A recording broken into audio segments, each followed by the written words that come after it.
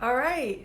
Hello, everyone. I just started, so I'm going to give people a couple minutes to filter in.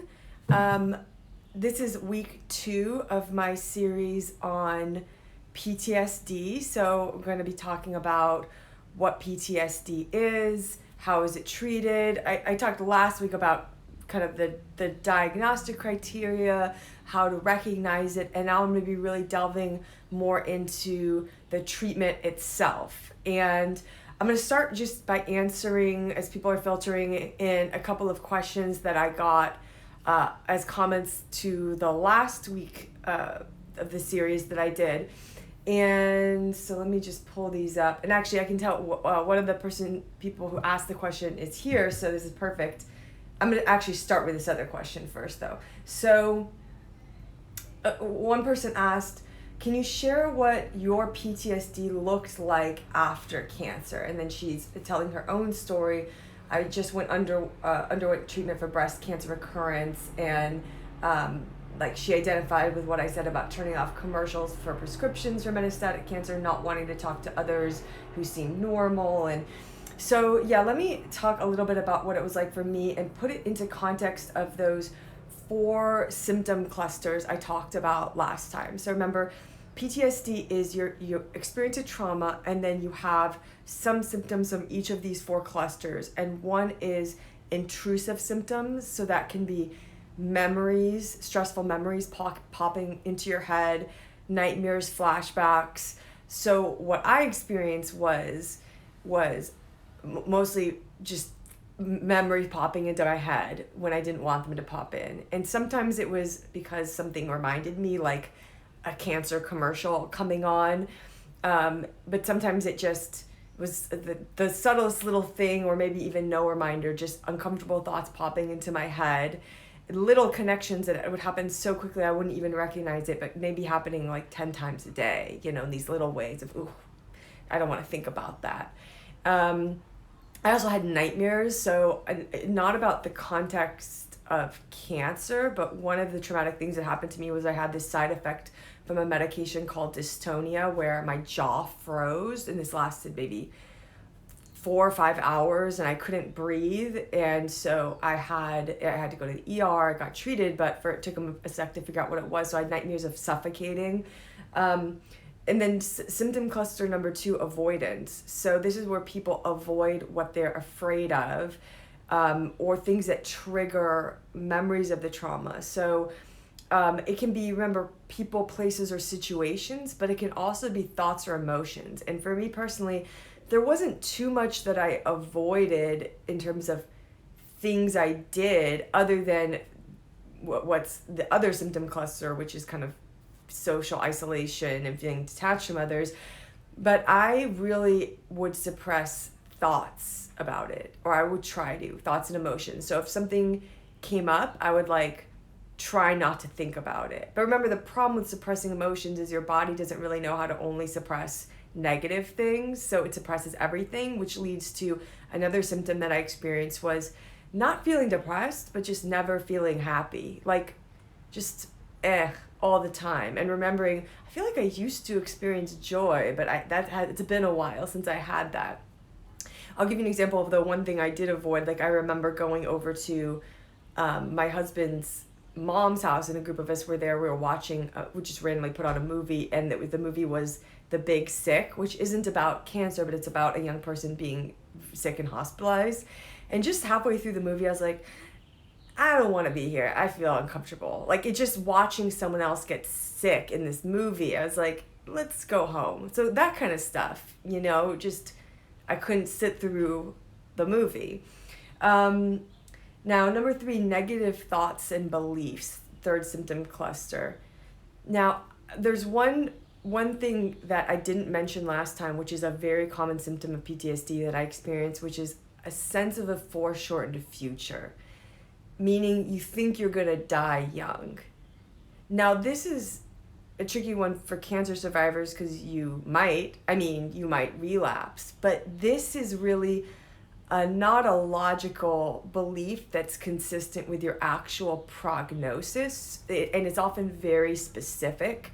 So for example, I had it in my head I would die at 45. I was 35 when I thought this. 34, 35. Like, that's very specific, right? And it was so subconscious, but I was just living my life as if that was going to happen and thinking, well, I've got 10 years. I got to learn French and I got to write my book and I got to, making plans kind of based on this very made up number. So that is a very common thing that people with PTSD experience. And then, the fight or flight response, like just... for me, it was like insomnia. I already at baseline am not a great sleeper, but I just could not sleep. Like and my brain never shut off, which is also like me at baseline. I have a very active mind, but it just was like alert, like at all times, hyper alert. So now before I get into the meat, I'm just going to answer the second question, which is, how do I not get stuck in this story? So like, let's say you have these negative thoughts or beliefs. How do you not get stuck in that?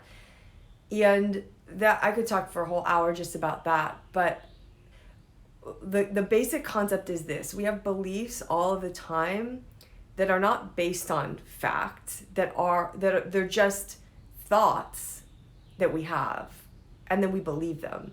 And from thought to belief is like milliseconds. We just believe it automatically. So the process is essentially separating, like just trying to, instead of it being a millisecond, like 3 seconds, 5 seconds, a minute, where you can stop and ask yourself 2 questions about whatever this thought is. Number 1, is it true? And then number 2, even if it is true, is it useful?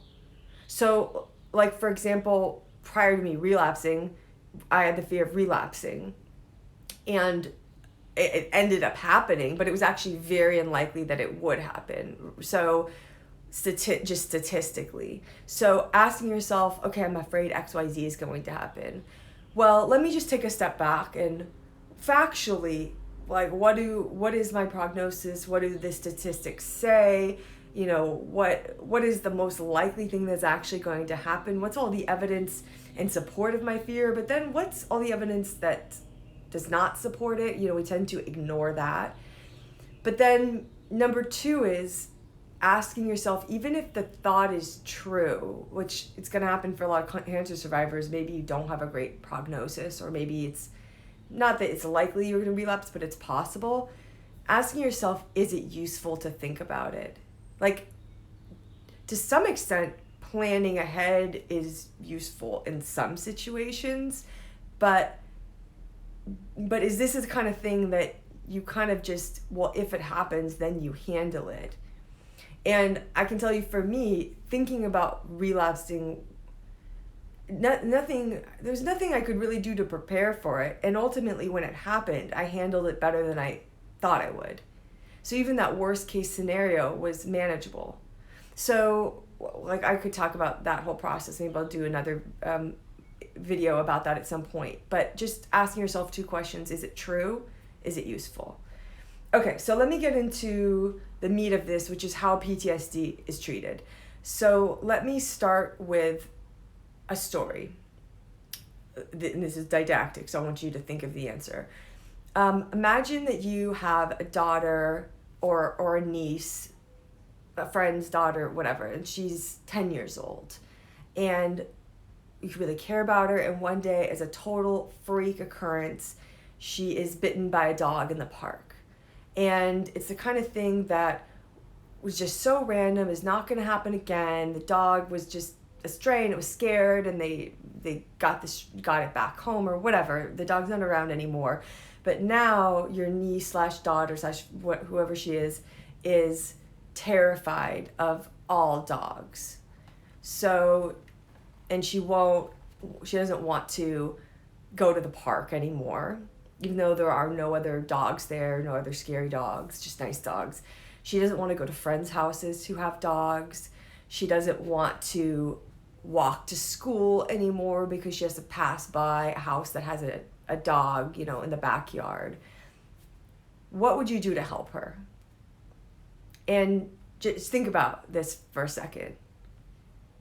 So if you're like most people, your answer is something like, I'd get her a puppy. Or I'd take her to the pound and have her play with some cute little dogs. I'd find a little dog for her to play with, or, help show her that it's okay, right? I mean, so, and there's two things that you picked up on if that was, your answer was along those lines, which is you would help her face her fear, right? And show her that it's safe, but you wouldn't like throw her in a pit with a Rottweiler on day one, right? So you would do it not in an overwhelming way. You'd start with like a cute little golden retriever puppy or like a teacup poodle or something. And this is exactly how PTSD is treated. Because notice what you like I'm assuming you didn't say in your mind. Your answer was not, well, I'd like help her find new friends. I tell her, no, Sally, you just forget those friends. Find new friends who don't have dogs. Or like, no, I'll help you change schools so you don't have to go to the school that you have to walk by a dog. Or you wouldn't just go round up all the dogs in the neighborhood and like, put them on a bus somewhere, right? It sounds ludicrous when you say it that way, but that's essentially what we do when we're afraid of things as adults. We avoid them, thinking that's going to keep us safe. But the solution is, in order to overcome your fear, is to face it. So what exposure therapy is, which is the treatment for PTSD, and I'm going to talk specifically about prolonged exposure, or PE, which is what I do, is a systematized way to face your fear in a safe, structured way where you don't start by metaphorically throwing yourself in the pit with a Rottweiler. You start, that's manageable, and you work your way up until you have relearned that metaphorically dogs aren't scary, right? So specifically, what does the protocol look like? Now let's take it for someone who has, let's say cancer, because there's people who've had cancer who are here. Now, cancer, PTSD from cancer or any kind of medical trauma is a little bit different from a single event trauma, because there's usually multiple memories that have to be faced. So let's say someone has basically a normal, happy life, and then one horrible thing happens to them, like an assault or a rape or whatever. You really only have that one memory that you need to process. Whereas someone who's had, say, cancer, there might be a dozen the memories that they need to process. And that was about the case for me. There was maybe 5 to 6 of the worst ones, and then maybe a dozen or 15 or something like that of all of them. So the first thing you want to do, that you do with a therapist, or that even people who are motivated can kind of do this on their own, is write down a list of like when you're thinking about your experience with cancer. Oh my God, yeah, this was the worst memory, then this other one, then this other one. You write it all down, and then you organize them in a hierarchy from worst, or like, I guess easiest at the bottom. Not that any of them are easy, but at the bottom, easiest at the bottom to like the absolute worst. And you put them on a scale from 0 to 100, and this is called the Subjective Units of Distress Scale, SUDS, or SUDS.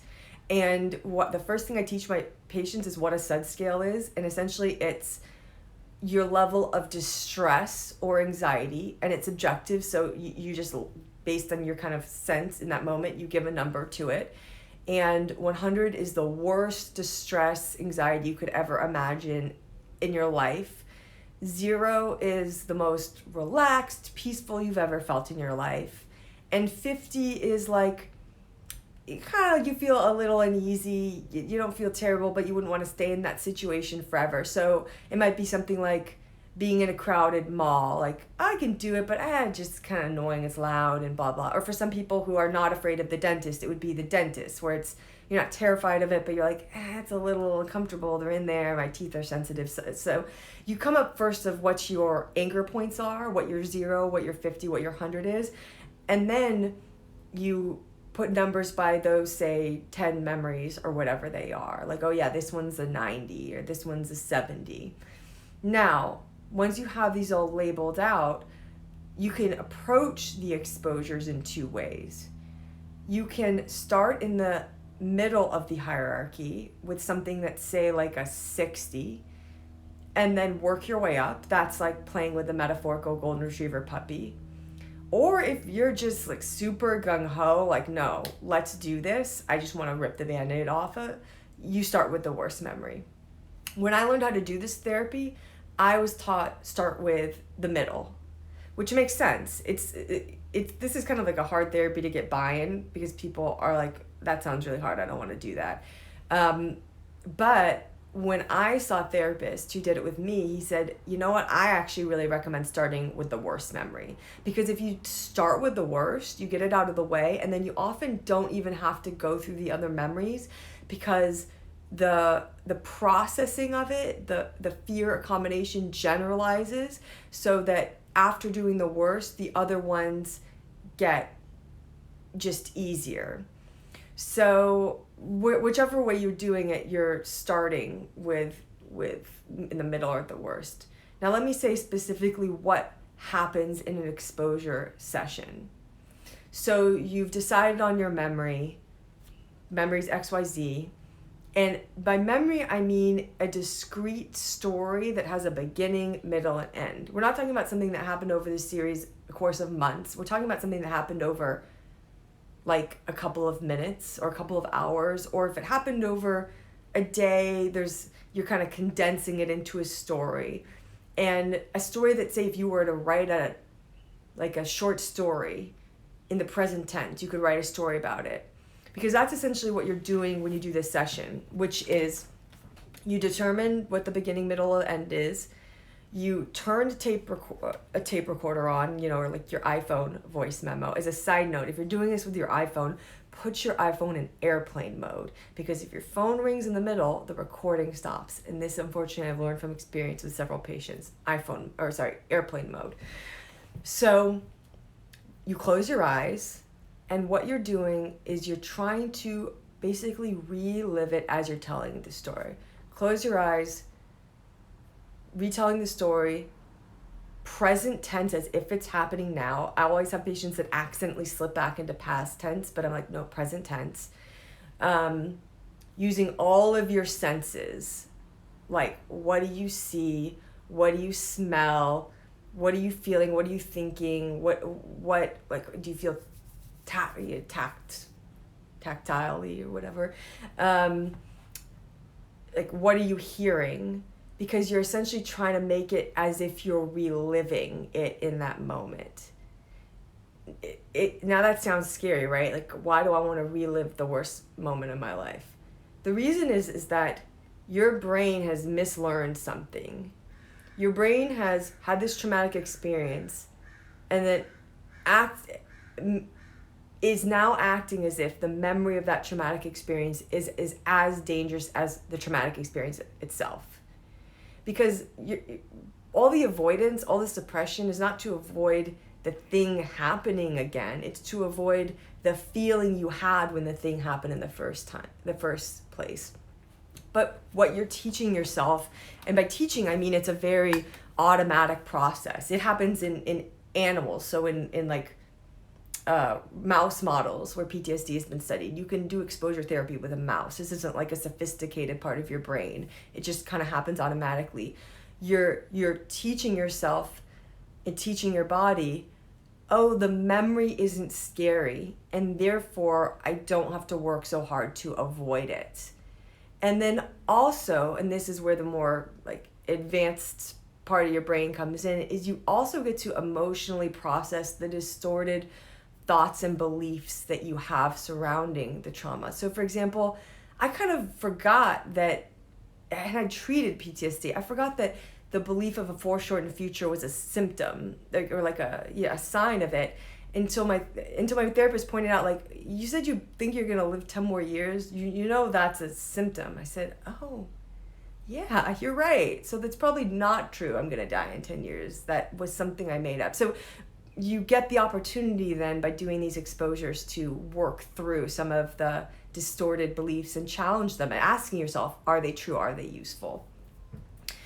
So anyways, you do this exposure, you describe it present tense, eyes closed, and the length of time is at least 20 minutes. 20 minutes is the minimum. That's usually what I aim for. Sometimes if like I'll do longer if the patient gets through the story in maybe 10 minutes, I'll have them go to the beginning and do the exact same thing again, which is actually great because it's always easier the second time, and you kind of want to end on a good note. So if someone starts off and their SUDS is like, this is what happens. Usually there's an anticipatory anxiety. So before you start, someone's SUDS is maybe like 50 or 60 or maybe higher the first time. Maybe it's 90 when you start. Then you get into it, it goes to 100 or near 100. And then something happens as you're going through it, it starts to go down, and then I like to end where it's at least 50. So if the person's not at 50 at the end of the story, I'm like, go back and do it again, and inevitably it will go down, because again, you're teaching your body, oh wait, if I stay in this fight or flight zone talking about this memory, my body doesn't stay in fight or flight for forever. It kind of gets easier. So at the end of this session, you have your recording, and then your homework assignment between that appointment. And so, for example, when I would see the patient next, typically a week later, is you listen to that recording every day. And you fill out a worksheet where you're writing out your SUDS level before, and then whatever the max is while you're listening to it, and then after. And it's really important that after you do the homework and after your exposure sessions, you're not doing anything to avoid or like to check out mentally or emotionally. So like the last thing you want to do is do your session and then just go have like a drink, or even something like watching TV to the point of zoning out. You kind of want, at least for a few hours, to give your body a cool down period in like a self-healing way. So have a conversation with a friend, go for a walk, take a bubble bath. I mean, relax, but not mentally checking out or avoiding, because or else then you're teaching yourself, all I have to do is like white knuckle it through listening to this 20-minute tape, and then I get to do drugs or whatever. And that's you teaching yourself that, oh, I can't handle it, I'm just white knuckling it. I'm just going through my notes here. Yeah, that's basically the protocol. Let me see, because some questions came in, so let me answer them. Oh, and typically what I find is it takes a lot of buy-in to get the person to do this, the patient, or and the first session is the worst. And then after listening to the tape, say 5 or so times, it's not really that hard anymore. So when the person comes back the next week, I'll usually do the same memory again, and maybe one more time after that. But usually after 3 weeks or so, that memory is done, and then we move on to the next one. And so you're sequentially working through each of the memories in this way. And then after doing the recording in session, I'll ask the person, okay, what was that like? What came up for you? Do you have any new realizations? We'll talk through it, challenge any negative beliefs that came up. All right, let me see here. So every doctor's appointment terrifies, this is a question, my blood pressure shoots up even if the appointment isn't related to cancer. I dread my regular annual checkup. It's like I want to cancel it to avoid fear. Okay, I love this question because this is the second part of the therapy. So what I talked about with exposures, they're called imaginal exposures, meaning you're imagining it and you're doing it in session, you're doing it at home. The other type of exposure you have to do with PTSD is in vivo, in real life exposures. So you also write down all of the people, place, things, situations you're avoiding because of your PTSD or fear, anxiety, and you create a hierarchy for those. Like, oh yeah, doing this would be a 70, doing this would be an 80. The same thing, and this is what I'll give patients as a homework assignment in between sessions, in addition to listening to the tape, is doing that thing that they're afraid. Yeah, I'm still live. Sorry, my phone is dying, but it's got enough left. Do the thing that they're afraid of as often as possible, as long as it's possible. So this person, so afraid of the doctor's appointments, I would give you an in vivo exposure exercise of not like making 30 doctor's appointments, but going to this place where you have your doctor's appointment and just sitting in the office for 30 minutes and then going home and doing a worksheet with what your SUDS is before, during, after. And you write out ahead of time what your fears are about doing the exercise. So like, what's the worst case scenario of doing this exercise? So the person might say, oh my God, it'll be so hard. I'll feel really anxious. I won't be able to do it. I'll feel overwhelmed. Like, okay. And then how bad would that be? Like, how likely is that to happen? 0 to 100%. And how bad would it be if that happened from 0 to 100? Oh yeah, it's like 95% chance that I get super anxious and it feels really bad. How bad would it be? I mean, it wouldn't be the end of the world. Like, I wouldn't like it, but it would end maybe a 50. And then you test your prediction. So after doing the homework, you're like, okay, well, I did get anxious, but it was actually only a 30 and how bad it was. And then you do it again. So again, I would say you probably have to do this 5 times before you start to notice, oh wait, no, it's much easier now. So you get the idea. When someone says, oh, I avoid XYZ, or XYZ is scary for me, I would say, perfect. We're going to create a homework assignment around that. So let me go up ahead here too. Another question, do you recommend recording yourself talking through it versus journaling and reading back on the experience? Yeah, good question. So you can really do either. Now, I do this in sessions. I'll record it with my patients, but for those who prefer writing, I've had patients that have done that too. And if you're more of a writer, same thing. You're writing it out as if you're writing a screenplay or like a novel, like all the senses, present tense, and then exactly, you can go back and read it.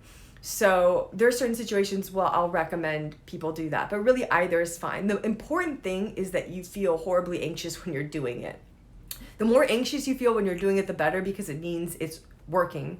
The idea is that you are activating the fear structure, meaning you're putting yourself in that situation where you're feeling that fear you felt when it happened, and giving your brain and your body a chance to relearn you're not in acute danger. Let me just add one thing about this. I think I've only tangentially covered this, the fight or flight response. This is like the sympathetic nervous system. You come across a bear in the woods and you got to survive. And so your body releases cortisol, adrenaline, noradrenaline, all of these stress hormones. And this is a functional thing, meaning this is preparing your body to either fight this bear or more likely to skedaddle out of there and to run. So all the effects of these stress hormones on your body is to make it so that you can fight or flight. So it directs blood flow away from, non-essential organs like your gut to your skin, to your heart, to your lungs. So you start breathing faster, your heart starts beating faster, your mind kind of becomes like really clear, your skeletal muscle tenses, so people get kind of a tremor, but it's because their muscles are tensing. In the same way, if you're running a race, like a 100-meter, you're in the starting block, you're tense, right? Because that's how you start going quickly. But the problem is not the fight or flight response itself. The problem is that for someone who has PTSD, your body's acting as if it's coming across a bear in the woods when you're at the grocery store, when you're at the doctor's office, when a commercial comes on for some, metastatic breast cancer medication. Your body is misactivating its fight or flight response. So anyway, I just wanted to go over that. Oh yes, you're welcome for answering that. So, okay, so I kind of went 30 minutes, so I think I'll end here.